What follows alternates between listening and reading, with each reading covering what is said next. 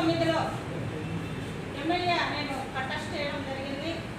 గౌరవనీయులైనటువంటి ఎన్ రఘువీరారెడ్డి గారి సారథ్యంలో నేను ఎమ్మెల్యే చేయడం జరిగింది.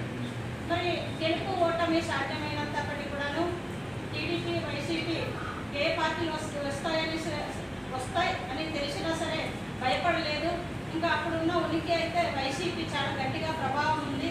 మనం ఎంత ప్రచారం చేసినా వైసీపీ వచ్చే పరిస్థితి ఉండింది. కనుక భయపడకుండా వాళ్ళు వందలాది మంది తెస్తే నేను కూడా ఆ వందలాది మందితో సమానంగా నేను కాంగ్రెస్ పార్టీలో 2019లో కంటెస్ట్ చేయడం జరిగింది. మా పార్టీ ఇచ్చిన గౌరవాన్ని నేను కాపాడాలనేసి కాంగ్రెస్ పార్టీ ఎజెండా ఏదైతే ఉందో అది ప్రజలకు చేరే విధంగా నేను బాధ్యత చేపట్టి ఈవెంట్ వరకు కొనసాగుతున్నాను.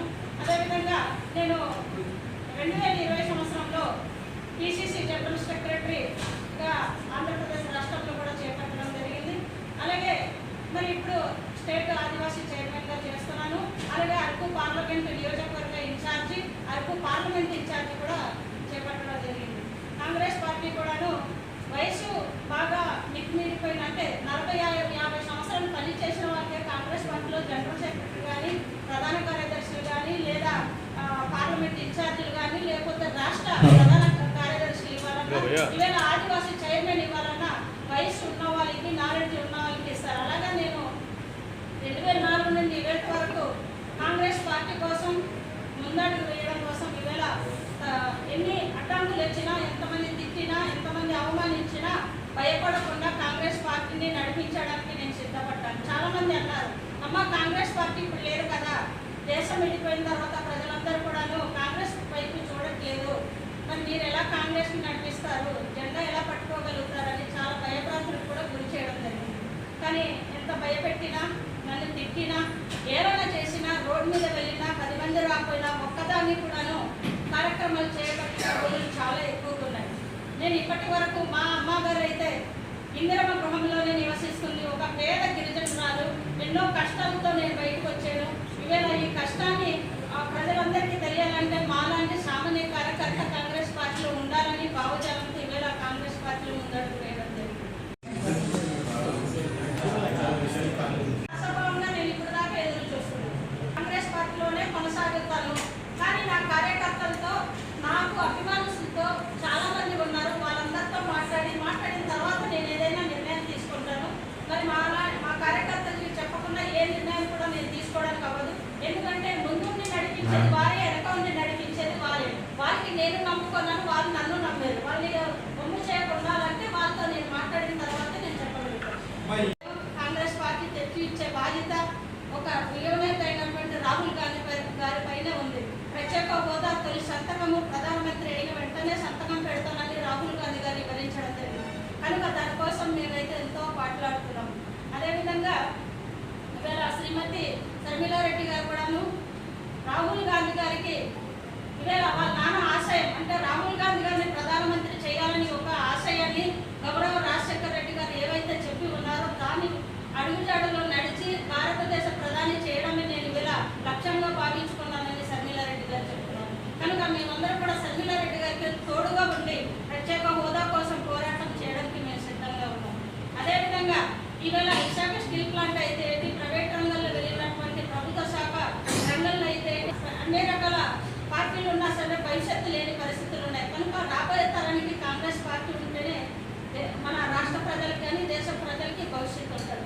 మన గిరిజన ఏజెన్సీ ప్రాంతంలో ఉన్నటువంటి హక్కులు చట్టాలు కాపాడాలంటే కాంగ్రెస్ పార్టీతో సాధ్యం.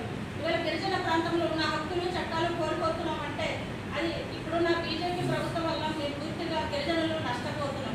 కనుక ఆ నష్టాన్ని భర్తీ చేయాలంటే కాంగ్రెస్ పార్టీ వస్తేనే భర్తీ అవుతుందని నేను గట్టిగా నమ్మకంతో నేనున్నాను, నా ప్రజలు ఉన్నారు, నా కార్యకర్తలు కూడా అంకిత భావంతో నాతో సమానంగా నడుస్తున్నారు. గిరిజన ఆదివాసీ బిడ్డలు ఉద్యోగాలు లేక, ఉపాధి అవకాశాలు లేక రోడ్డు మీద పడిపోయిన పరిస్థితులు ఉన్నాయి. ఈనాటి రాష్ట్ర ముఖ్యమంత్రి గారు రివ్యూ పిటిషన్ కూడా దాఖలు చేయక ప్రజలు చాలా ఇబ్బంది పడుతున్నారు. కనుక మనమందరూ కూడాను ఇంకా జియో నెంబర్ 3 రావాలంటే కాంగ్రెస్ పార్టీ రావాలని ఏజెన్సీ ప్రాంత బిడ్డలు కూడా ఆసక్తిగా చూస్తున్నారు. ఈ ఆంధ్ర రాష్ట్రానికే కాదు, ఆంధ్ర తెలంగాణ రాష్ట్రానికి కూడా జియో నెంబర్ చాలా ముఖ్యమైనది. అలాగే 1/70 చట్టాన్ని ఇంకా రూపొందించుకోవాలంటే కాంగ్రెస్ పార్టీ ఉంటేనే తీర్చిదిద్దగలుగుతాం. అడవి సంపద, దేశ సంపద ఎలాగో ఉంటుందంటే అది ఒక ఇప్పుడే తెలుసుకుంటున్నాం కదా,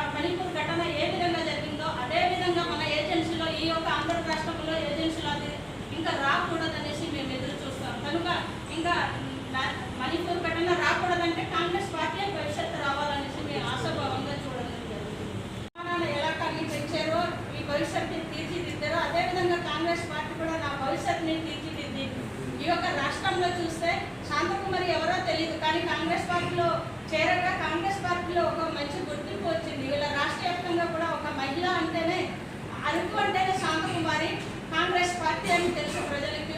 అరకు వ్యాలీ ఏజెన్సీ ప్రాంతం మొత్తం కూడా శాంతకుమారి అంటేనే కాంగ్రెస్ అండి. మనం శాంతకుమారికి ఆదరించాలా, శాంతకుమారికి ఏం చెప్పినా మా మాట వింటది. ఏ బాధ వచ్చినా ప్రత్యక్షంగా పరోక్షంగా ఆదుకునేది తను ఒక్కటే అనేసి ఇవేళ వరకు ప్రజలు వేచి చూస్తున్నారు. నాకైతే గట్టి నమ్మకం ఉంది.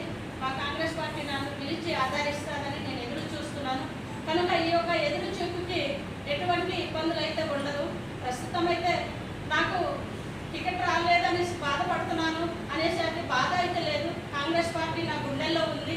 ఆ జెండాను ఎగరేసే బాధ్యత నా పైన ఉంది. కనుక కంపల్సరీ నాకు ఆదరించే బాధ్యత అగ్రనేతలు రాహుల్ గాంధీ గారు అవ్వచ్చు, మల్లికార్జున ఖర్గే గారు అవ్వచ్చు, సోనియా గాంధీ, అలాగే మన రాష్ట్ర అధ్యక్షురాలు శ్రీమతి షర్మిలా రెడ్డి గారు అవ్వచ్చు, ప్రతి ఒక్కరు ఆదరిస్తారని ఆశాభావంగా ఇప్పటిదాకా నేను చూస్తున్నాను. కనుక ఈ యొక్క భావాన్ని నేను ముందుకు నడిపించే బాధ్యత నా పైన ఉంది. అదేవిధంగా ఇవాళ దేశంలో రాష్ట్రంలో చూసిన ప్రత్యేక హోదా నేను ఇస్తాననేసి రాహుల్ గాంధీ గారు ఏదైతే పదే పదే చెప్తున్నారో, ఇవాళ ప్రత్యేక హోదా కోసమే నేను చాలా గట్టిగా నమ్మకంతో ఇవాళ పోరాటం చేయడం అనేది జరుగుతుంది.